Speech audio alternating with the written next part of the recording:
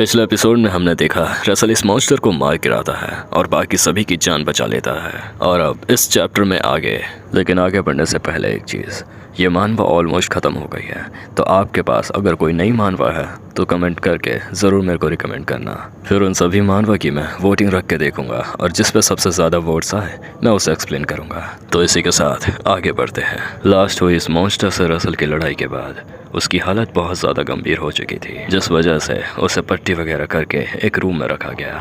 फिर रसल की आंखें खुलती है और वो धीरे से उठता है। उसके शरीर में काफ़ी दर्द हो रहा था। फिर वहीं उधर से कमरे के अंदर लेडी लो आती है, ये कहते हुए कि बेनिफैक्टर तुम जाग गए। जिसमें फिर रसल पूछता है कि क्या बाकी सब ठीक है। फिर लेडी लो जवाब देते हुए बताती हैं, हाँ ऑलमोस्ट बाकी सब रिकवर हो चुके हैं, लेकिन ब्रदर विल्सन है, उन्हें थोड़ा सा समय लग सकता है। फिर रसल कहता है, अच्छा ऐसा है क्या, चलो शुक्र है। फिर लेडी लो से कहती है, क्या तुम इस चीज़ को एक बार देखोगे। जिसके बाद वो अपने सर से कपड़ा हटाती है और उसके सर पे वो ड्रैगन हॉर्न्स होते हैं। और फिर वो शर्माते हुए रसल को बताती है कि उस दिन जब मैंने ड्रैगन की पावर अपने अंदर एक्सेप्ट करी, तब मुझे ये रियलाइज़ हुआ कि हम अपनी तकदीर में साथ जुड़े हुए हैं। और वहीं रसल उसे ऐसा देख सोचता है, अच्छा तभी मैं सोचूं कि मेरे पीछे से जो ड्रैगन आया था वो तुम थी लेडी लो। फिर लेडी लो रसल से कहती है कि बेनिफैक्टर क्या तुम्हें पता है आखिर ये फेट यानी कि ये संबंध और ये कनेक्शन कैसा है। फिर रसल जवाब देते हुए कहता है, मुझे अच्छे से तो नहीं पता, लेकिन ज़रा मुझे सोचने दो। मतलब जो नेक्स्ट जनरेशन के ड्रैगन है, जिन्होंने अपने आप को ड्रैगन एम्परर को सौंप दिया, और देखने से ऐसा लग रहा है कि तुम और मैं एक ही तरह से जुड़े हुए हैं। जिसके बाद रसल उसे कहता है, लेकिन तुम ठीक तो हो ना, क्योंकि अंत में मेरी मदद करने के बाद तुम सीधा नीचे गिर गई थी और मुझे नहीं पता कि ड्रैगन पावर्स तुम पे क्या इफेक्ट करेंगी। फिर ईलो मुस्कुराते हुए कहती है, नहीं नहीं ऐसी कोई बात नहीं है, मैं अभी भी ईलो हूँ और ऐसा बदलना वो पूरी की पूरी मेरे ऊपर डिपेंड करता है। फिर ईलो रसल को बहुत प्यार भरी नज़रों से देखते हुए मन में कहती है, दरअसल मैंने ही इस फेट के लिए विश करा था। भले ही तुम्हारे पास तुम्हारी लाइफ पार्टनर है, लेकिन मैं हमेशा तुम्हारे साथ खड़े रहूंगी, फिर चाहे लाइफ में जो कुछ भी हो जाए। फिर ईलो वापस होश में आती है और रसल को कहती है, अच्छा तो मुझे अब तुम्हें किस नाम से याद रखना चाहिए। क्या मैं तुम्हें ड्रैगन एम्परर कहूँ? सुनने में कितना ज़्यादा कूल लग रहा है। फिर रसल कहता है, तुम मुझे जो चाहे वो कह सकती हो, जिसमें तुम कंफर्टेबल हो। फिर लेडी ईलो एक क्यूट तरीके से कहती है, तो फिर मास्टर कहना कैसा रहेगा। फिर रसल कहता है कि क्यों ना तुम मुझे सिर्फ रसल बुलाओ। जिसमें फिर लेडी ईलो भी काफ़ी झिझकते हुए और शर्माते हुए कहती है, ओके रसल रसल रसल। वो ऐसा 3 बार कहती हैं। जिसके बाद वो रसल को देखते हुए सोचती हैं, ऐसा लग रहा है कि हम काफ़ी नज़दीक आ चुके हैं। फिर उसके बाद सीन चेंज होता है और लेडी लो चले जाती है और यहाँ पर निकोलो आए होते हैं। फिर वो रसल से कहते हैं, मैं सच में तुम्हारा शुक्रिया अदा करता हूँ, अगर उस वक्त तुम वहाँ नहीं होते तो काफ़ी सारे लोग मर जाते। फिर रसल उन्हें देख मन ही मन सोचता है, जैसा कि मैंने अभी सुना आप माना डिप्रेशन से ठीक हो रहे हैं और कमांडर इन चीफ होने के नाते आप अपने आप को रिस्पॉन्सिबल समझ रहे होंगे इन सब चीज़ों के लिए। फिर रसल मुस्कुराते हुए कहता है, अगर मैं अकेला होता तो मैं ये नहीं कर पाता। और तो और निकोलो, आपने भी तो मेरी जान बचाई ही ना एक तरह से। अगर आप ऐसा सोच रहे हैं कि मैंने सभी को बचाया और आप कुछ नहीं कर पाए और आपके दिल में इस चीज़ का बोझ है, तो ऐसा मत समझिए। जिस तरह आपने मेरी जान बचाई, मैंने वैसे सबकी जान बचाई। फिर निकोलो कहते हैं, हाँ चलो तुमने ऐसा कहा मुझे अच्छा लगा। वैसे क्या तुम बाकी सबसे मिले? जिसमें रसल कहता है कि हाँ मैं सबसे मिल लिया। अच्छी बात यह है कि सब यहाँ पर आ गए थे मुझसे मिलने। फिर निकोलो उससे कहते हैं कि ओह अगर ऐसा है तो फिर काफ़ी तुम्हारा दिन आज का बहुत थका हुआ रहेगा, तुम्हें रेस्ट करने की ज़रूरत है, तो फिर तुम रेस्ट करो, मैं चलता हूँ। और फिर रसल अपने बेड पर लेट जाता है, ये कहते हुए कि मैं बहुत थक गया हूँ। और फिर वो वापस दोबारा बैठ जाता है, ये कहते हुए कि तो अब चलो काम शुरू करते हैं। वैसे हाँ, जब रसल ने इस मॉन्स्टर ब्रेयरस को हरा दिया था तो उसे लास्ट में रिवॉर्ड के तौर पर एक और मास्क यहाँ पर मिला था, एक तीसरा गोल्डन मास्क जो कि रसल का ब्रेयरस को हराने के बाद मिला। और ये मास्क कॉन्सिक्यूसनेस को मेंटेन करने में मदद करता है और इससे मेंटल मैजिक में भी काफ़ी ज़्यादा हेल्प होती है। और ये खास तौर पर उसके सामने अच्छे से काम आता है जो कि डार्क विज़ार्ड का इस्तेमाल करे और या तो किसी तरीके का कोई इल्यूशन। रसल का पहला जो मास्क था वो रसल के अटैक कैलकुलेशन को एडजस्ट करता था और दूसरा मास्क था जो कि स्पेशली डिफेंस के लिए बनाया गया था। और अब रसल इन तीनों को एक साथ तो पहन नहीं सकता था, इसीलिए वो इन तीनों को यहाँ पर एक साथ लिंक कर देता है, एक साथ जोड़ देता है। और यहाँ पर नोटिफिकेशन स्क्रीन शो होती है जो कि कहती है तुमने 3 मास्क को एक साथ जोड़ दिया, जो कि अब निकल कर उसका असली फॉर्म बाहर आता है। The crown of Solomon has been completed. और यहाँ हम देखते हैं वो 3 मास्क को लिंक करने के बाद यहाँ पर एक क्राउन क्रिएट होता है और ये क्राउन आज से प्राचीन मिथिकल एरा के विजार्ड किंग सोलोमन का था, जो कि मैजिक एम्पायर के फाउंडर थे। और असल इस क्राउन को देख ये बातें जानकर और ज्यादा सरप्राइज्ड हो जाता है। क्या बात है, ये उनका क्राउन था, सच में बहुत कमाल का है। लेकिन ये इतना ज़्यादा छोटा क्यों है? रसल के सामने जो ये क्राउन था वो सच में बहुत ज़्यादा साइज में छोटा था। क्या यह किसी तरीके का कोई आर्टिफैक्ट टाइप में है जिसे मैं अचानक से समॉन कर सकता हूँ? फिर रसल का वो जो क्राउन होता है वो नीले कलर में चमकने लग जाता है और यहाँ रसल को कुछ अजीब महसूस हो रहा था। उसे ऐसा महसूस हो रहा था जैसे कि वो एक टाइम पर दो जगहों पर है। फिर वो इसे चेक करने के लिए इसके अंदर झांक के देखने की कोशिश करता है। फिर वो यहाँ जादुई खूबसूरत सी जगह पर आ जाता है, ऐसा उसका कहना था। और ये जगह उसके मैजिकल पावर्स के क्रिएशन से बनी होती है। और फिर वो अपने एक और रूप देख सोचता है और कहता है, जैसा कि मुझे लगा ही था, कोई चीज़ है जो कि कैलकुलेशन को एग्जिस्ट कर रही है। मेरे कॉन्सिक्वेंस का पार्ट जो कि यहाँ पर एग्जिस्ट करता है क्राउन के साथ, और जो कि मैजिक सर्कल फार्मूलाज को कैलकुलेट करने में मदद कर रहा है। और इसी वजह से रसल को यहाँ पर अपना एक और रूप महसूस हो रहा था। और अब जाकर उसे पता चलता है कि क्या इसे कॉन्सिक्वेंस डिवीजन कहते हैं। और फिर रसल जब अपने वापस नॉर्मल रूप में आता है तो वो अपने चेहरे पर हाथ रख लेता है, ये कहते हुए कि अच्छा मैं अब समझा।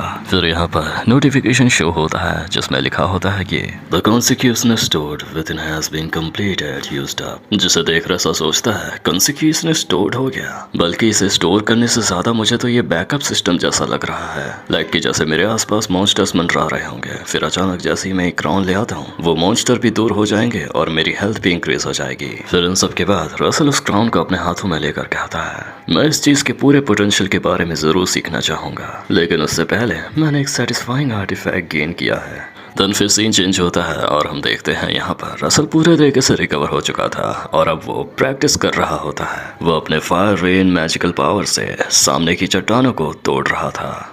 फायर रेन के अटैक से चट्टानों को तोड़ के प्रैक्टिस कर रहा था।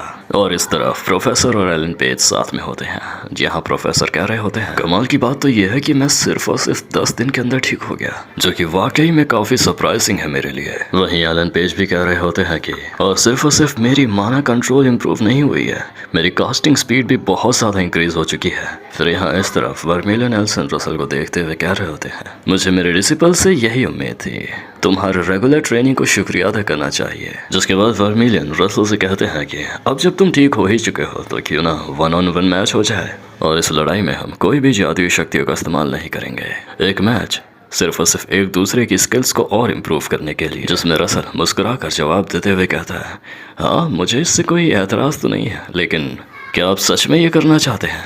फिर तभी वर्मिलियन एल्सन बगल में रखे एक बहुत बड़े चट्टान जैसे पत्थर पे एक जोरदार पंच मारते हैं और वो पूरे तरीके से ब्रेक हो जाता है। और फिर रसल से कहते हैं, वैसे मेरे बोन्स अभी भी रिकवर्स हो रहे हैं, लेकिन जहाँ तक मेरे को लगता है अगर मैं तुम पे हिट करूँगा तो ये और जल्दी रिगेन हो जाएंगे। फिर तभी अचानक रसल और एल्सन पीछे की ओर देखते हैं और यहाँ पर कुछ हुआ होता है, जिसमें यहाँ पर नाइट्स जोरों से बेल बजा रहे होते हैं। वर्मिलियन और रसल यही सोचते हैं कि क्या हो गया आखिर, क्या मॉन्स्टर का अटैक दोबारा से होने लगा।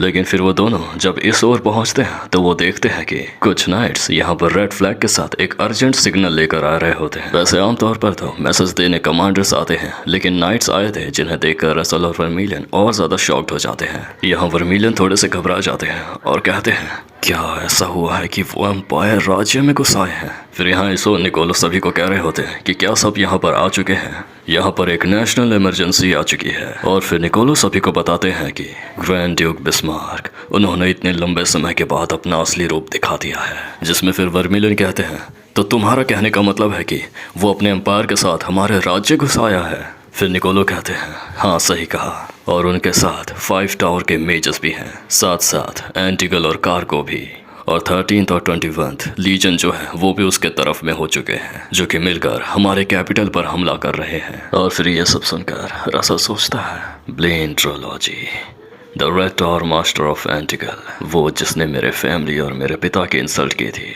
जैसा कि मुझे लगा ही था, ये ग्रैंड ड्यूक बिस्मार्क के साथ है। अगर मास्टर्स ने उन्हें पहले रोक दिया होता तो। फिर अचानक मास्टर सोचते ही रसल के दिमाग में मिस डारिया का ख्याल आता है और फिर वो अचानक से चिल्लाते हुए कहता है, लेकिन कैपिटल में मिस डारिया और वो स्पेयर टावर मास्टर भी तो थे ना, आखिर उन दोनों के रहते हैं ये सब चीज़ें ऐसे कैसे हो सकती है? फिर तभी अचानक निकोलो बताते हैं वो मिसिंग है और ये बात सुनकर सभी बहुत ज़्यादा शॉक्ड हो जाते हैं। निकोलो बताते हैं कि वो दोनों गायब हो चुके हैं, उनका इस वक्त कोई अता पता नहीं है।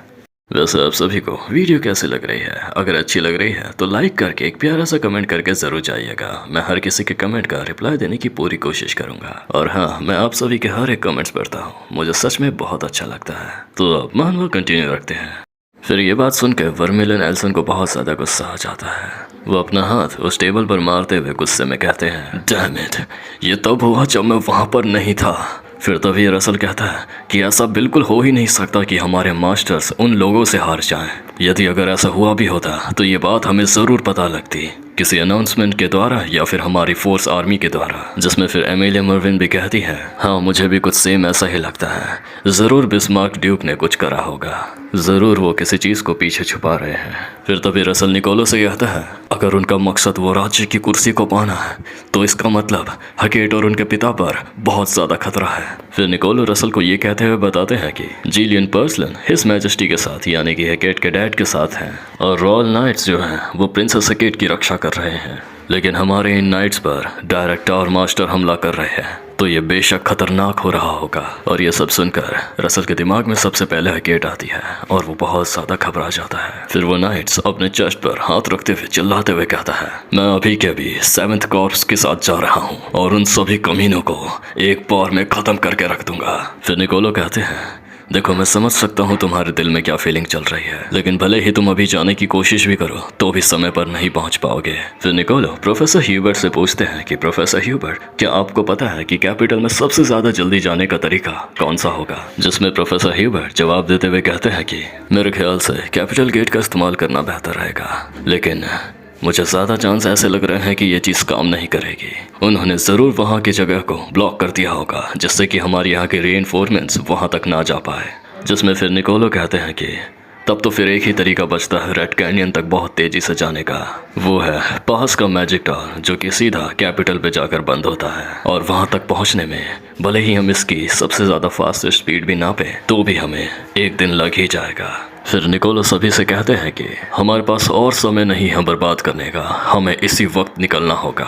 फिर वहीं रसल कहता है कि लॉर्ड निकोलो, क्या मैं सबसे पहले कैपिटल लौट सकता हूँ? जिसमें निकोलो उसे कहते हैं कि क्या तुम्हारे पास कोई और रास्ता है क्या? फिर रसल अपने हाथों में वो रिंग दिखाता है जो कि उसने हकेट के साथ शादी करते वक्त पहनी थी। फिर वो उस रिंग के बारे में उन सबको बताता है कि ये रिंग एरोस एंड सेज है और इसमें जो एरोस का ओनर होता है वो सीधा टेलीपोर्ट कर सकता है सीधा सेज के ओनर के पास। फिर तभी ये सुनकर एमिलिया मर्विन कहती है, रसल मैं समझ सकती हूँ इस वक्त तुम कैसा फील कर रहे हो, लेकिन ये ज़्यादा बेहतर होगा कि तुम्हारे बजाय सबसे पहले हम मास्टर्स वहाँ पर चले जाएं। जिसमें फिर रसल कहता है कि मुझे माफ़ कीजिएगा लेकिन मैं एक लौता हूँ जो इस रिंग का इस्तेमाल कर सकता है। जब तुम एक बार इस रिंग के ओनर बन जाते हो तो तुम ये रिंग किसी और को ट्रांसफ़र नहीं कर सकते। फिर तभी निकोलो रसल के दोनों कंधों पर हाथ रखते हुए कहते हैं कि ठीक है मैं ये समझ गया, लेकिन अब ज़रा ध्यान से सुनो, सर जिलियन जो है वो हिज मैजेस्टी के साथ है, तो प्लीज़ तुम हकेट का ख्याल रखना। जिसमें रसल कहता है कि जी हाँ ये मुझ पर छोड़ दीजिए। फिर तभी रसल अपने उस रिंग की मदद से वहाँ से टेलीपोर्ट हो जाता है। फिर यहाँ इस तरफ हम देखते हैं अफरा तफरी का माहौल मचा हुआ था। यहाँ हमारे नाइट्स उस गेट को रोके हुए रखने की कोशिश कर रहे थे क्योंकि उसके उस तरफ से वो सारे एम्पायर अंदर आना चाह रहे थे अटैक करते हुए। साथ ही साथ यहाँ हमारे काफ़ी नाइट्स जो थे वो जख्मी हो गए थे और ये नाइट्स चिल्लाते हुए कह रहे थे कि जो जख्मी हुए हैं उन्हें सेफ जगह पर लेके जाओ और उन लोगों को सामने फ्रंट लाइन पर रोके रखने की कोशिश करो। और सिर्फ इतना ही नहीं, हम यहाँ पर देखते हैं हमारे नाइट्स के साथ साथ यहाँ के सिटीजन्स भी बहुत ज़्यादा जख्मी हो चुके थे, उन्हें भी काफ़ी चोटें आई थी जिस वजह से वो ज़मीन में गिरे हुए थे। नाइट्स चिल्लाते हुए यही कह रहे होते हैं कि हमें और हेमोस्टैटिक बैंडेजेस और मेडिसिन की ज़रूरत है, वो भी लेकर आओ।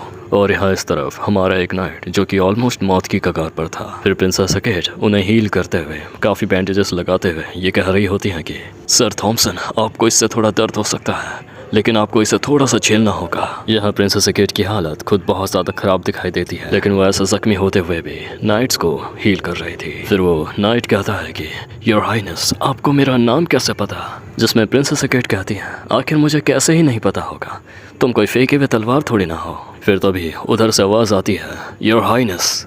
फिर जैसे ही प्रिंसेस गेट उस तरफ मुड़ती है तो वो देखती हैं कि हमारे नाइट्स जिस गेट को बंद करे रखने की और उस तरफ से जो आ रहे थे उन्हें रोकने की कोशिश कर रहे थे वो नाकाम हो जाते हैं और उस तरफ के लोग अंदर घुस आते हैं और एक बहुत बड़े धमाके के साथ वो दरवाज़ा टूट जाता है और यहाँ एंट्री होती है आर्कारम एर्गो की, जो कि ब्लेन ट्रिलॉजी का डिसिपल होता है और साथ साथ रेड टॉर मास्टर भी होता है कार्गो का। और वो अंदर आते हुए कह रहा होता है कि ओह देखो तो यहाँ पर कौन है। जिसके बाद वो हकेट को कहता है हम यानी कि red tor master your highness को ग्रीट करते हैं। और प्रिंसेस हकेट उसे देखते हुए बहुत ज़्यादा गुस्से में कहती हैं कि अपना मुंह बंद करो आर्कारम। फिर आर्कारम कहता है ओह तो तुम मुझे अब सर कहकर भी नहीं बुलाओगे। फिर हकेट जवाब देते हुए कहती है सर का टाइटल कैपिटल की तरफ से उन्हें दिया जाता है जिसके पास कोई रैंक होती है और ये तुम जैसे धोखेबाज पर बिल्कुल सूट नहीं करता। हकेट उसे ये चिल्लाते हुए कहकर अपनी एक स्वॉर्ड निकाल लेती है जिसमें से पर्पल कलर की एनर्जी फ्लो हो रही थी और फिर आर्कारम उस स्वॉर्ड को देखते हुए कहता है ओह ये स्वॉर्ड ये तो एरनडाइट है, एक ऐसा सेक्रेट स्वॉर्ड जो कि तोहफे के रूप में लेडी ऑफ द लेक के द्वारा दिया गया है।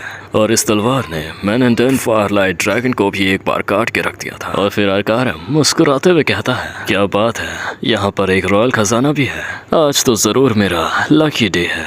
फिर प्रिंसेस हकेट के बगल में जो नाइट्स थे वो प्रिंसेस हकेट से कहते हैं कि योर हाइनेस आप यहाँ से चले जाइए, हम आपके लिए थोड़ा और समय निकाल लेंगे, जल्दी कीजिए। फिर आर्कारम एक छोटी सी मुस्कुराहट के साथ कहता है तो फिर आप रेस्ट इन पीस होने के लिए तैयार हो जाइए योर हाइनेस। और फिर वो ये कहते ही एक बहुत ज़्यादा पावरफुल अटैक इनके ऊपर छोड़ देता है जो कि इन सब की ओर बहुत ज़्यादा तेज़ी से आ रहा था। और यहाँ प्रिंसेस हकेट अपने सारे नाइट्स की रक्षा करते हुए अपनी स्वॉर्ड के साथ आगे बढ़ जाती हैं। साथ ही साथ वो अपने मन में अपने आखिरी शब्द भी कह रही होती हैं मुझे माफ़ करना मेरे प्यारे चाहने वालों, हम अपनी अगली ज़िंदगी ज़रूर साथ में होंगे। फिर तभी अचानक यहाँ पर एक बहुत बड़ा ज़ोरदार धमाका होता है और इसे देख आर्कारम भी बहुत शॉक्ड होता है। और तभी हकते हैं प्रिंसेस हकेट और उन नाइट्स के सामने बहुत सारे फायर ड्रॉप्स आ जाते हैं उनकी रक्षा करने के लिए। और आर्कारम ये देख बहुत ज़्यादा घबरा जाता है, वो चिल्लाते हुए कहता है कि ये दोस्त फ्लेम ड्रॉप मास्टर के हैं, नहीं ऐसा नहीं हो सकता, ये कमीना ज़रूर अपनी उस मास्टर से ये सब सीख कर आया है। और फिर प्रिंसेस हकेट देखती है उस ओर से रसल आ जाता है और आते आते वो कह रहा होता है कि इतनी लेट आने के लिए माफ़ी चाहूँगा हकेट। और फिर वो हकेट को अपनी बाहों में ले लेता है बहुत ज़्यादा रोमांटिक तरीके से। और यहाँ आर्कारम के पसीने छूट रहे होते हैं। फिर वो घबराते हुए सोच रहा होता है कि मुझे समझ नहीं आ रहा कि आखिर तुम वार्प गेट से या जैसे भी यहाँ पर आखिर आए कैसे। सिर्फ इस कमीने की वजह से रेड टॉर को काफ़ी ह्यूमिलेशन का सामना करना पड़ा है। आर्कारम ये बात जिरोन के साथ जो हुआ था, जो रसल ने किया था, उस बात को लेकर सोच रहा होता है। फिर दोबारा आर्कारम सोचता है अब जब चीज़ें ऐसी हो ही गई हैं तो मैं इस लड़के को ड्यूक को ही सौंप दूंगा कि वो ही इसे संभाले। जिसके बाद आर्कारम रसल से कहता है बहुत लंबा समय हो गया है तुम्हें मिले हुए रसल। फिर रसल कहता है आर्कारम आखिर तुमने मास्टर के साथ क्या किया है। जिसमें फिर आर्कारम कहता है ओह तो अब तुम भी मुझे अपने सीनियर के तौर पर नहीं बुलाओगे, हम इतने भी क्लोज तो नहीं कि तुम मुझे सीनियर कहकर ना बुलाओ। फिर आर्कारम अपने सभी उन साथियों से कहता है इस कीड़े को मैं अकेला झेलता हूँ, बाकी तुम उस प्रिंसेस हकेट को पकड़ कर ले आओ, भले ही उसका मरा हुआ शरीर ही क्यों ना वापस लेकर आओ। फिर तभी रसल सभी से चिल्लाते हुए कहता है कि वो सभी 3rd या 4th सर्कल के हैं, इसीलिए सब के सब पीछे हट जाओ, सीधा कोर्ट के दरवाजे के अंदर चले जाओ।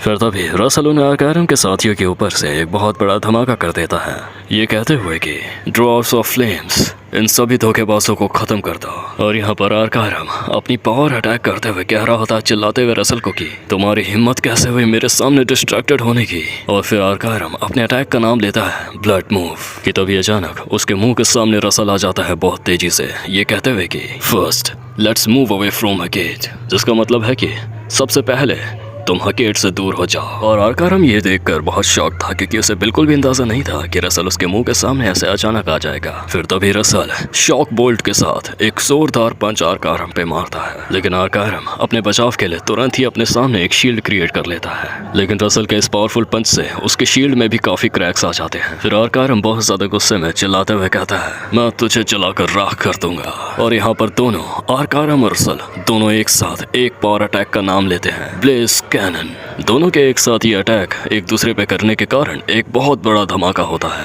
और यहाँ इस तरफ रसल उसे ऐसा देख ये सोच रहा होता है कि उसके कास्टिंग स्पीड और डिस्ट्रक्टिव स्पीड काफी ज्यादा कमाल की है, बल्कि वो तो अभी तक सुपर ह्यूमन लेवल तक पहुंचा भी नहीं है। और एक टावर मास्टर के पास ऐसी पावर, क्या वो सच में सिर्फ टावर मास्टर है? और यहाँ इस तरफ आर्कायरम भी सोचते हुए कह रहा होता है कि उसकी कास्टिंग स्पीड तो सच में कमाल की है, लेकिन फायर पावर में अभी भी उसके कमी है। उसने जरूर इनकैंटेशन को स्किप कर दिया होगा अपनी कास्टिंग स्पीड तेज करने के लिए। और फिर आर्कायरम एक बहुत ज्यादा विलन स्माइल के साथ कहता है, तो फिर अब तुम इस फायर पावर को झेल कर दिखाओ। और यहाँ हम देखते हैं आर्कायरम अपनी ओरिजिनलिटी पावर से एक बहुत बड़ा फायर ड्रैगन या फिर फायर स्नेक कह लो वो क्रिएट कर देता है और इस अटैक का नाम होता है रेड वाइपर्स डू इट। और हाँ, ये ड्रैगन नहीं, ये स्नेक ही होता है, एक बहुत बड़ा फायर स्नेक। फिर आर्कायरम अपने पूरे पोटेंशियल के साथ सीधा ये रसल पर छोड़ देता है और यहाँ इस तरफ नाइट्स और प्रिंसेस अकेट ये देख बहुत ज्यादा घबरा जाते हैं।